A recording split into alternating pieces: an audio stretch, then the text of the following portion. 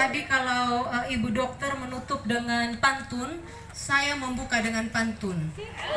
Iya, saya tidak mau kalah juga ya. Ikan sepat, ikan gabus, lebih cepat, lebih bagus. Iya. Baik, terima kasih. Shalom. Salam sejahtera untuk kita semua. Assalamualaikum warahmatullahi wabarakatuh. Om Swastiastu, Namo Buddhaya, salam kebajikan, salam sehat.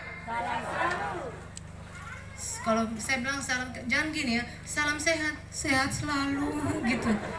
Gak cocok begitu Bapak Mama ya. Jadi salam sehat, sehat selalu ya. Salam Pancasila. Ya, baik, terima kasih.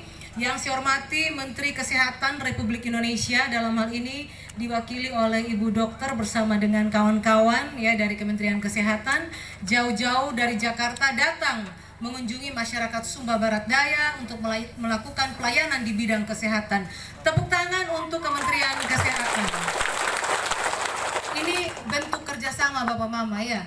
Jadi ketika Ibu Ratu di Komisi 9, kita punya mitra, kita ajak bersama-sama ya bekerja untuk melayani masyarakat. Sampai di pelosok negeri pun teman-teman dari Kementerian Kesehatan tetap membangun kerjasama yang baik ya. Bahkan sampai di Kodi Bangedo di tempat ini. Yang saya hormati teman-teman dari Dinas Kesehatan Provinsi Nusa Tenggara Timur yang juga hadir bersama, juga sebagai mitra kerja dari Komisi 9 di tingkat provinsi.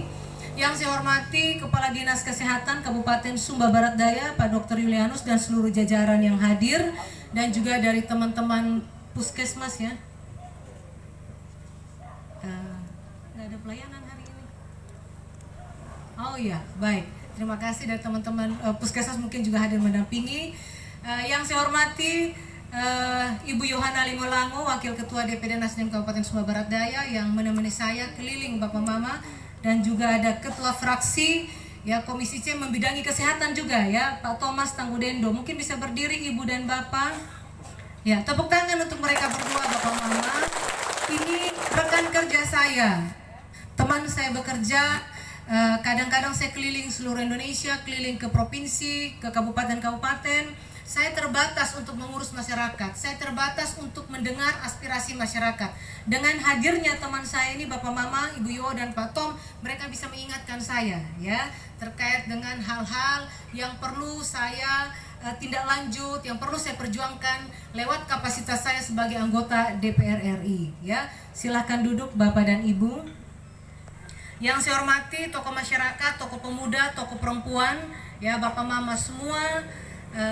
Yang saya tidak sempat sebutkan satu persatu, tidak mengurangi rasa hormat saya kepada Bapak Mama semua dan juga keluarga besar di tempat ini yang saya hormati. Dan yang saya hormati pula teman-teman dari Panwas yang hadir bersama. Terima kasih kakak-kakak semua sudah datang di sini. Ini juga sebagai bentuk dukungan kakak-kakak, apalagi kita dalam masa menghadapi pemilu legislatif ya, tinggal berapa hari lagi ya. Kalau teman-teman hadir di sini sebagai upaya-upaya pencegahan ya, sehingga kita boleh bisa menciptakan pemilu yang damai nanti tanggal 14 Februari ya. Marilah Bapak Mama menggunakan suaranya, haknya untuk menentukan wakil-wakil rakyat yang bisa dipercaya. Pilihlah wakil-wakil rakyat yang bertanggung jawab terhadap suara Bapak Ibu Saudara sekalian ya. Bukan ketika dipilih hilang, tunggu 5 tahun datang, pakrol omong kosong, orang bilang wosok-wosok kawosok sama masyarakat ya, baru datang lagi ya. Tapi pilihlah yang bisa dipercaya. Siapa dia? Itu kembali kepada Bapak Ibu Saudara sekalian ya. Baik, terima kasih ya. Saya tidak berkampanye ya, Bapak Mama.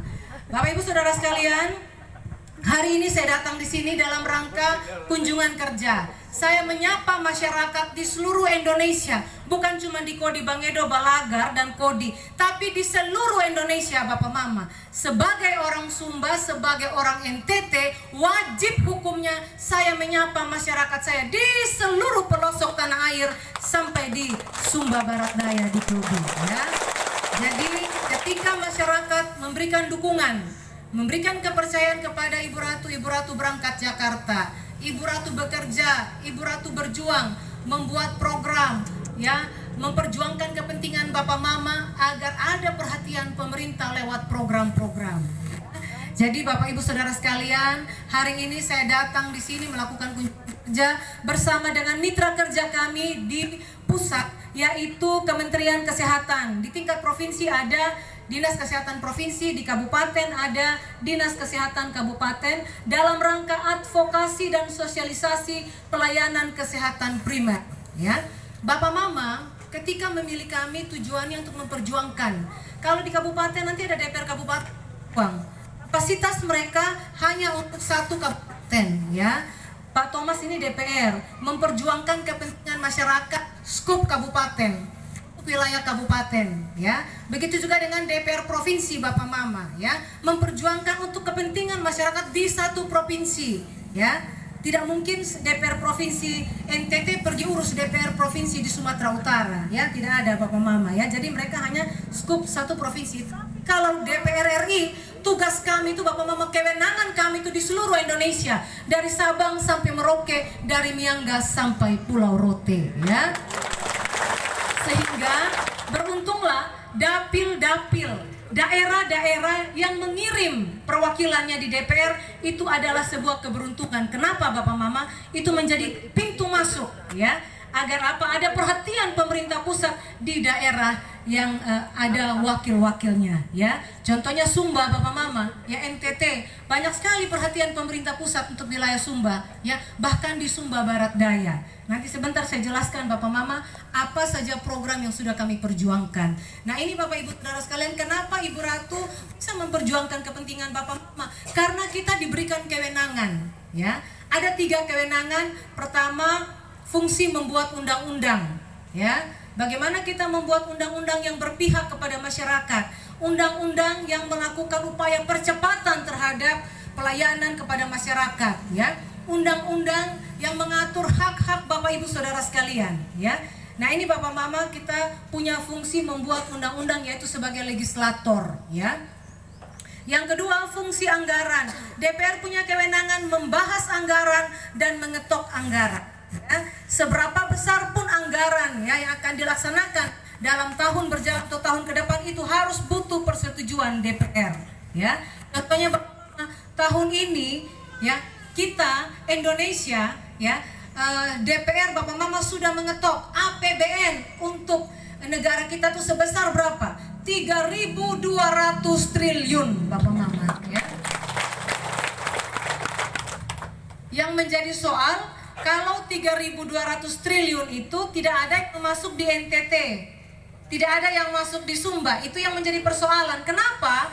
Karena Bapak Mama membayar pajak, ya, pajak bumi bangunan, pajak kendaraan, beli sesuatu bayar dikenakan pajak, termasuk yang merokok dikenakan pajak, cukai tembakau, ya. Tapi ketika APBN itu diketok Bapak Mama, ya, kalau sampai NTT Sumba tidak dapat anggaran, itu sangat menyedihkan, ya. Karena kita berpartisipasi mendorong pembangunan, ya, dengan membayar pajak. Nah, dengan adanya DPR, kami memperjuangkan kepentingan Bapak Mama lewat anggaran, ya. DPR punya kewenangan untuk mengetok anggaran bersama dengan pemerintah. Jika anggaran itu sudah berpihak kepada Bapak Mama, jika anggaran itu Bapak Mama, ya, kita pastikan ada juga yang masuk di kita punya daerah. Kenapa? Karena DPR, ya, diberikan kewenangan untuk mengusulkan aspirasi dari dapilnya, dan pemerintah, ya, pemerintah wajib untuk menindaklanjuti aspirasi DPR, ya. Nah, ini keberuntungan Bapak Mama ketika kita punya wakil rakyat. Yang ketiga, yaitu fungsi pengawasan. DPR diberikan kewenangan untuk